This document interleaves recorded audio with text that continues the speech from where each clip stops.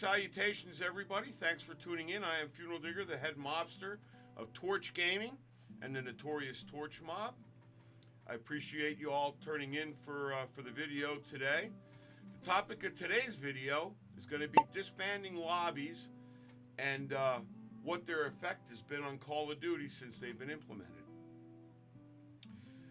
I'm going to explain today why they are harmful for the COD community and for the franchise itself. I'm also going to explain why they implemented this and what has happened as a result. And finally, I will give the reasons why doing away with this and keeping the traditional lobby format is a much more effective and better system for what Microsoft Activision is trying to accomplish. Disbanding lobbies began, believe it or not, with Call of Duty Modern Warfare 2019. And it's never been addressed by Activision in any way as far as why they did this or, what they were trying to accomplish by disbanding the lobbies. My personal opinion is, and many people's opinions are, that they did this because they wanted to, disbanding lobbies because they wanted to create a thicker and more powerful skill-based matchmaking algorithm to protect the weaker players and the disabled and the handicapped, to be frank with you. In my opinion, this was the beginning and the end of the Call of Duty community as we know it. And that was, 4 long years ago. In my opinion, the disbanding of lobbies along with Warzone, which I call Borzone, has slowly whittled away at the community feeling of the player base. In other words, there's no camaraderie, it seems, anymore. In the days of the original WW2 2009, you might stay in the same lobby for 2-3 hours, maybe all day, playing against the same 6 people on the other team. That's how rivalries, friendships were born. I have over 400 friends on my Xbox Live account because the lobbies didn't disband. Most of these folks came across in COD lobbies over the years, competed against them, hated them, and then became friends for life with them. We no longer have this opportunity anymore. They disbanded these lobbies, and now there's no sense of community. You're in a lobby, and then you're out. You don't even get a chance to know anybody. A lot of times you get into a lobby, and all you're hit with were people saying F you, racial epithets, and Lord knows what. It's just a spam of hatred and nonsense. And then the game is over, and these people are gone, and you may never see them again. And they feel no remorse or anything for starting. I have no idea why this goes on, but the Call of Duty community and the franchise is suffering as a result of this. Here's my simple solution for Microsoft Activision to solve this dilemma. And Microsoft, I'm counting on you because now you own the thing, and I'm hoping that you're going to make some changes here for the good of the franchise and for the community. For the physically and mentally handicapped folks who want to enjoy Call of Duty, we have a moral obligation to protect these folks and provide them with a place to enjoy Call of Duty on their given skill levels. And I agree wholeheartedly with this. We should welcome everybody, no matter how good or bad you are at the game. If you enjoy the game, you should be able to enjoy and play the game at your level and have a good time and make friends. Xbox on their platform has an opt-out in the parental control, where you can dictate where your child can play or whatever, and you could put restrictions on them.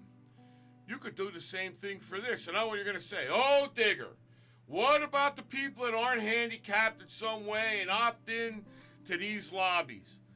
It's very simple. If you reverse boost into these lobbies, or you try and join these lobbies or lie, say you're handicapped, disabled, or whatever, ban them. That's it. Ban them immediately. Permanently ban them. Believe me, trust me. You ban one of these degenerate misfits, the word will get out quickly, and there'll be no more of this nonsense. But you got to be swift and firm. Ban them permanently so that they never see the light of Call of Duty again. All you got to do this is to one. You're going to have to set an example, because one of these nimrods is going to come in and they're going to try this garbage. And if you ban them, believe me, the word will get out and it'll stop. As for the average player, or the below average player, poor player, the solution to this is simple. In the old days, in fact, me and one of the fellow torch mobsters were discussing this last night, my man Irons. And we were discussing the old days of playing, and you know, if you didn't like a lobby or you felt you were overmatched or whatever, you just leave when the game was over and you just tried to find a different lobby. We used to call it lobby shopping. I mean, this was the golden age of COD. This is with COD 4, World at War, Black Ops, MW3, Black Ops 2. Those 6 years, 1, 2, 3, COD 4, World at War, MW2, Black Ops, those 6 years really were the gilded age of Call of Duty. The lobbies never disbanded. We need to go back to this. And I promise you, the level of toxicity that you see now will dramatically decrease, and you will see a much more tight-knit community.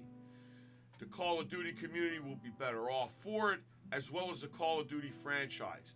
Your franchise, what you basically paid $70 billion to acquire, will greatly benefit from this. You will see a total reduction in toxicity, because people stick around in lobbies. You'll see. You'll have 9, 10, 11 players, for the most part, stay in lobbies. You'll have 1 or 2 drift out. Maybe they're overmatched and they'll lobby shop for another lobby. But this skill-based matchmaking that you created this disbanding lobbies for is a total and utter failure. And I have news for you before I wrap this video up.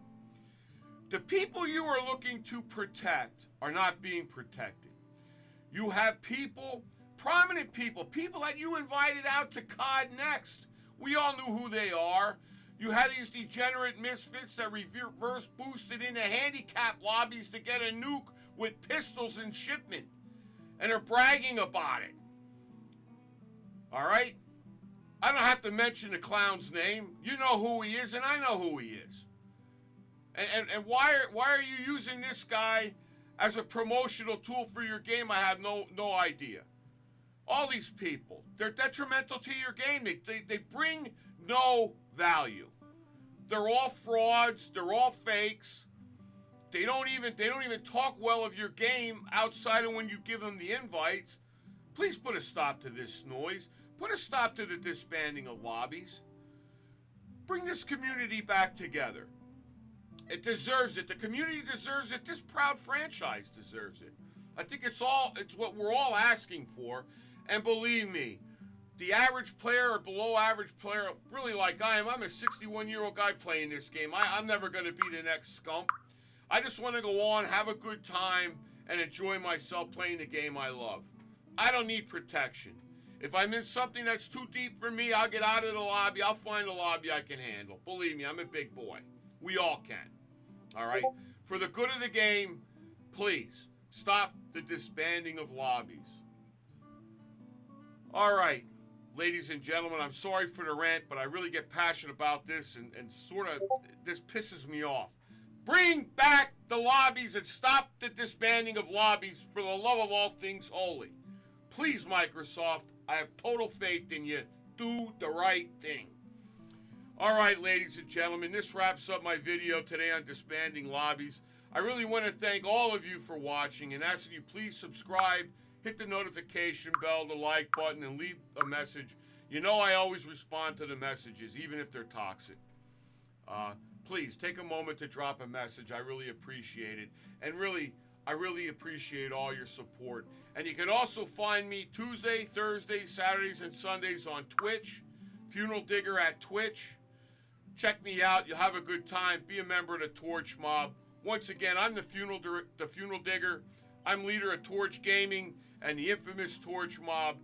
As always, the Torch Mob always makes them eat the crap.